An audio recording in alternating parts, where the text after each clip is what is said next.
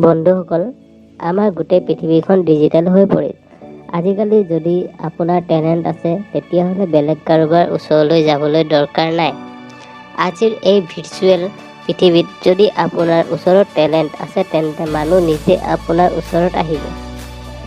Internet অহাৰ পাছত বহুতো লুকাই থকা টেলেণ্ট আমাৰ মাজত আহিছে। আজি আমাৰ এই ভিডিঅ'টোত এটা মানুহৰ কথা ক'ম যি এক ৰাতিৰ ভিতৰতে 0ৰ পৰা হিৰ' বনি গ'ল।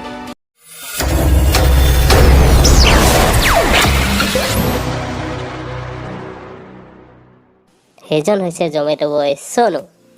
কেতিয়াবা কাৰোবাৰ স্মাইল দেখি আমাৰ খং উঠে যদি আকৌ কেতিয়াবা কাৰোবাৰ স্মাইল দেখি আমাৰ মন ভাল লাগে। চনুৰ হাঁহিটো আপোনালোকে এতিয়ালৈকে ছ'চিয়েল মিডিয়াত নিশ্চয় দেখিছেই। যদি দেখা নাই তেন্তে এই সময়ত চনুৰ স্মাইল জমেট'ৰ অফিচিয়েল টুইটাৰ একাউণ্টৰ প্ৰফাইলত লগোৱা আছে।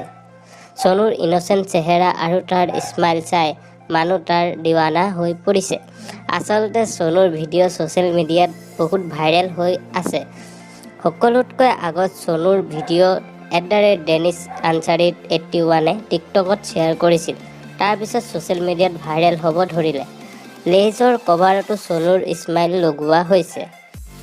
ভিডিঅ'ত বেছিতকৈ বেছি মানুহে চনুৰ ইন'চেণ্ট চেহেৰা আৰু স্মাইলত ফিদা হৈ পৰিছে।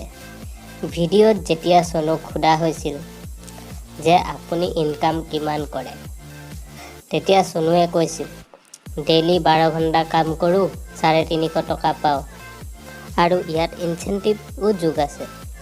আৰু ইয়াৰ বাহিৰে চনুৱে ক'লে, যেতিয়া অৰ্ডাৰ কেঞ্চেল হয় সেইবোৰ আমাক কোম্পানীয়ে খাবলৈও দিয়ে।